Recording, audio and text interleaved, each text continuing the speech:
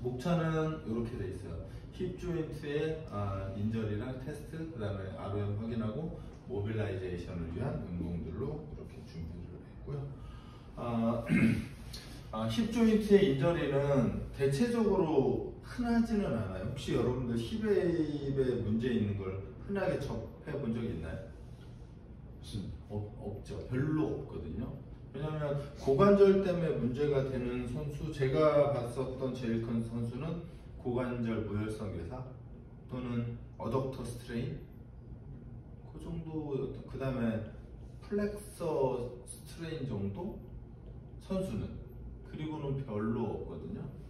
그래서 이제 일반적인 힙 페인은 관절염, 그 다음에 스냅핑 힙 신드롬, 요게 이제 보통은 스타빌리티가 없어서 생기는 문제들. 얘가 여성들, 그 다음에 남자 중에서도 근력이 없는 사람들에게 주로 나타나는 현상이에요. 그 다음에 인플라메이션, 그 다음에 소아스 머슬의 벌사이티스, 요 정도가 대표적으로 힙의 문제예요. 그래서 제가 볼 때는 힙의 인저리가 흔하지는 않다. 제가 케이스로 본 것도 흔하지는 않았다라고 생각돼요. 대표적인 걸로 보면 아까 말한 것처럼 저 이만이 되게 어려워서 잘 안 외워지는데 트렌들렌버그. 저 이거 왜 이렇게 안 외워지지? 하여튼 얘가 제가 볼 땐 고관절의 문제에서 가장 흔하게 나타나는 증상들. 그러니까 얘가 있으면 고관절 주변에 문제가 있을 가능성이 되게 높다. 이렇게 저는 생각하고 해서 그래서 제가 저희 어플에도 그렇고 선수 일반인 모두 싱글레그 스쿼트를 하는 이유는 사실 얘 때문이에요. 그래서 여기에서 이 테스트를 했을 때 문제가 있다?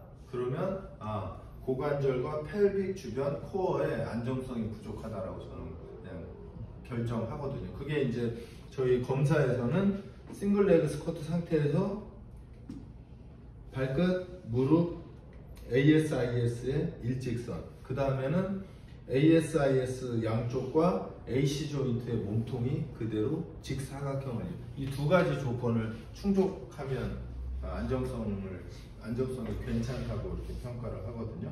그래서 개인적으로는 모빌라이제이션도 그렇고 안정성 평가에 저는 오히려 안정성보다는 부상을 평가함에 있어서도 저는 얘가 거의 탁월한 것 같아요. 그냥 저희가 간단하게 검사하기에는. 그래서 여기서 보이는 것처럼 노말 조인트는 한쪽 다리를 들면, 기본적으로 한쪽 다리를 들면 무게중심이 이쪽으로 넘어가고 얘가 일반적으로 이렇게 드랍돼서 떨어지거든요. 근데 얘를 견뎌내려면 여기에서 내전근, 엉덩이, 그 다음에 큐엘, 이쪽과 이쪽 큐엘이 펠빅을 이렇게 딱 잡아내야 되거든요. 그래서 이제 이게 특히 야구에서 투수의 스트라이드 구간에서 잡으면 얘가 이 상태로 힘이 가진 상태에서 전진을 하게 되거든요. 근데 얘는 깨진 거거든요. 이것도 깨진 거고. 근데 이런 동작들을 주로 하는 경우가 많아요. 그래서 이 동작이 제가 볼 때는 고관절의 모빌라이제이션, 모빌리티, 스타빌리티를 평가하는 데 상당히 중요하다. 그래서 이제 지금 말씀드린 대로 요거는 이제 단순하게 뭐 야구라는, 투수라는 어떤 행위, 근데 이제 얘가 뭐 제가 주로 하체 운동에서 많이 시키는 스텝업 상황이면 한 발로 내렸다가 이렇게 들어 올리는 이 동작에서 펠빅의 안정성을 잡아가는, 그러면 아까 말했듯이 내전근, 중간 몰기근, 큐엘, 허리 내목은 얘네들이 펠빅의 안정성을 잡는다. 근데 아까도 말씀드렸듯이 얘가 위아래로 요동치면 이 세 개의 근육이 다 깨져버리거든요. 그냥 타이트하게 잡아주면 없어져 버려요. 그래서 이 세 개의 근육이 우리가 일반적으로 말하는 코어와 직간접적으로 연결되어 있기 때문에 이것들의 확인이 필요하다. 그 다음에는 지금 그 다음에 요 근육, 우리가 일반적으로 이제 허리가 불편해지면 이 요추체 뒤쪽이 타이트해지잖아요. 네. 요추체가 타이트해지면 여기가 타이트해지거든요. 그래서 이제 저는 일반 사람들에게는 설명할 때 어떻게 하냐면 등 쪽에 또는 하부 쪽에서 오는 모든 근육의 기시정지점이에요. 기시정지점이라 어느 한 곳에서 스트레스가 생기면 이 스트레스가 이 허리 주변으로 뭉치면서 잡아 당기게 되니까 요추가 이 상태에서 전방으로 이렇게 나가버리게 되는 거죠. 그러면 후방에서는 계속 타이트함이 벌어지고 전방에서는 위크니스가 벌어지게 되는 거죠. 그래서 이제 제가 운동 시킬 때 롤링 많이 시키는데 그 롤링 동작에서 동그랗게 원을 그릴 수 없다면 아마도 이 등이 그러니까 허리가 요추대가 플랫하게 펴져 있을 가능성이 큰 거죠. 그래서 이 소라코논바 파샤의 타이트함이 대표적으로 고관절의 문제에서도 벌어질 수 있다. 물론 당연히 위에서도 벌어질 수 있지만요. 그래서 이것들을 그냥 아까 조금 전에도 제가 말했듯이 단순하게 이거 하나 해결하려면 어느 한 근육이 아니라 세 개의 면에서의 접근하는 그 근육들을 다 확인해서 하나하나씩 해결해 줘야 되는 거죠. 그리고 그 다음에 이제 뭐 일반적인 코어의 근육들은 이렇게 되어 있죠. 그래서 뭐 후방에서는 이렇게 사선 방향으로, 후방 사선 방향으로 이렇게 광배에서 엉덩이 쪽으로 이렇게 되어 있고요. 그 다음에 앞쪽에서는 오빌리큐에서 힙의 어덕터 쪽으로, 그 다음에 힙의 어덕터에서 에비덕터에서 어덕터 쪽으로, 얘네들이 이렇게 체인처럼 다 엉켜 있거든요. 이것들을 일반적으로 코어라고 하고, 이게 고관절의 가동성과 안정성에 아주 큰 영향을 미치게 된다. 그래서 아까 말씀드린 대로 싱글 레그 스쿼트가 힙 조인트의 건강을 확인하는데 매우 좋은데요.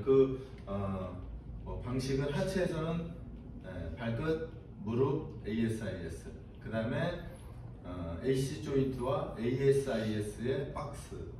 그래서 이 두 가지 조건을 채울 때만이 고관절 또는 펠빅의 안정성이 좋다라고 칭해요.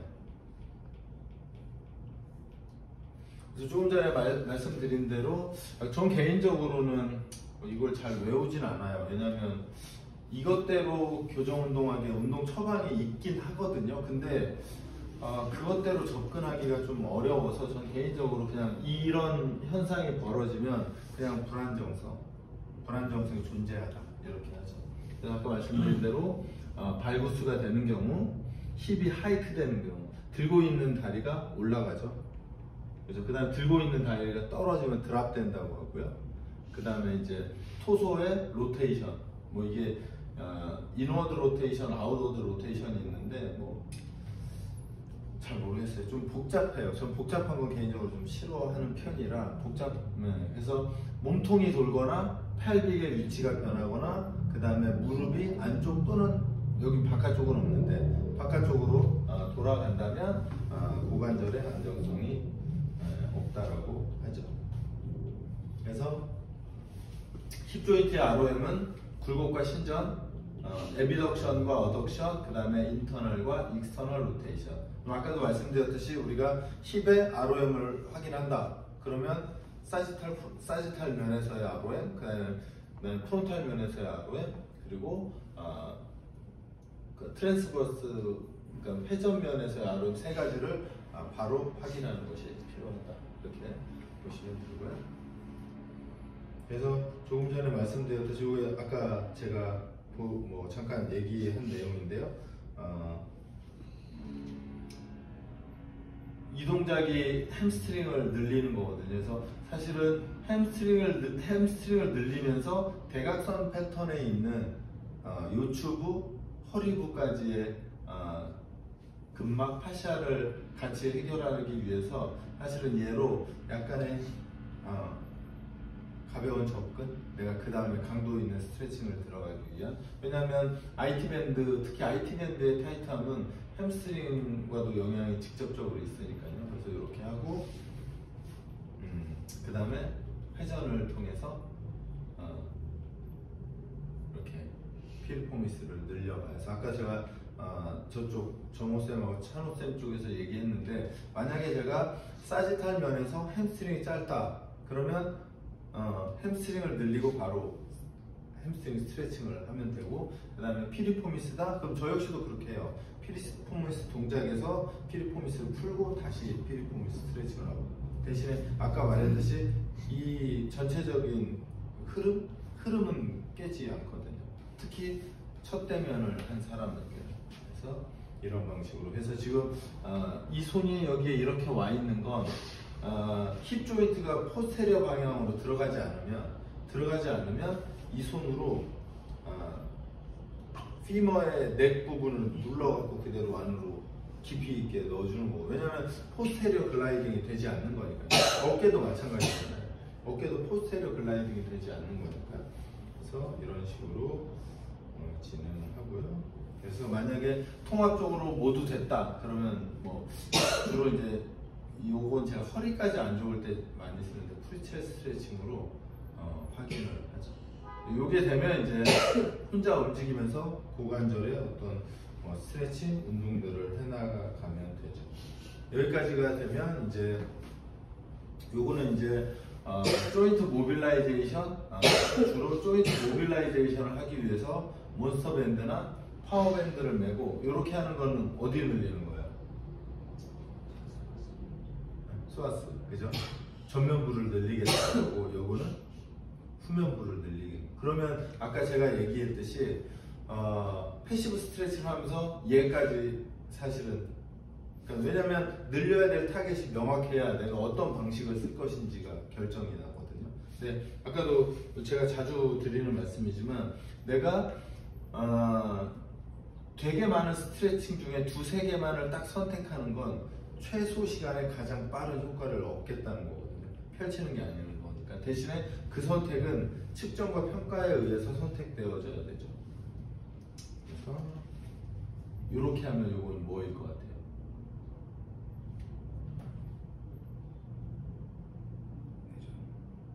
그죠? 피머 헤드를 바깥쪽으로 빼겠다는 거. 바깥쪽으로.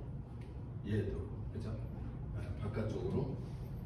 이런 방식 쓰고요. 그 다음에는 이제 뭐 밴드를 이용해서 이렇게 스트레칭을 하는 동작들이 일반적으로 힙 조인트에서 가장 많이 사용되는, 사용되는 제가 선호하는. 왜냐면 이 몬스터 밴드 쪽에서 제가 패시브 스트레칭을 한 걸, 어깨도 그렇지만 이 사람이, 특히 선수가 팀에 가서 본인 혼자 해결할 수 있는 방식이 필요해서, 그래서 제가 이런 방식들을 어떻게 보면 찾은 거거든요. 이게 이 프리앱도 몇 년 전에 한번 이렇게 되게 그런 거 같아요. 커렉티브 엑서사이즈도 그냥 유행병처럼 이렇게 흘러져 가서 시기가 지나면 없어지는데, 저는 개인적으로 되게 즐겨하는 방식이거든요. 근데 제가 이제 여기서는 잘 쓰지 않는데 이게 지금 계속 고민이에요. 왜냐하면 몬스터 밴드를 걸 때가 마땅치 않아서 지금 계속 고민인데, 저쪽 천장에다 쇠를 하나 박을까 뭐 이런 생각도 좀. 왜냐면 저게 되게 단단한, 왜냐면 여기는 다 운동하는 공간들이라. 그래서 개인적으로 혼자 하기에는 저는 상당히 괜찮은 방식이다 이렇게 생각하고 있습니다. 자, 여기까지가 고관절의 모빌라이제이션이고요. 그 다음에 이 안에서는 아까도 말했듯이 조인트와 그 다음에 근육, 그 다음에 근막 정도까지는 모빌라이제이션을 하는 걸로 돼 있어요. 왜냐하면 이 다음이 아마 스타빌리티, 액티베이션이 될 거니까요. 여기까지가 이론적 배경이고요. 우선 오늘 뭐 다시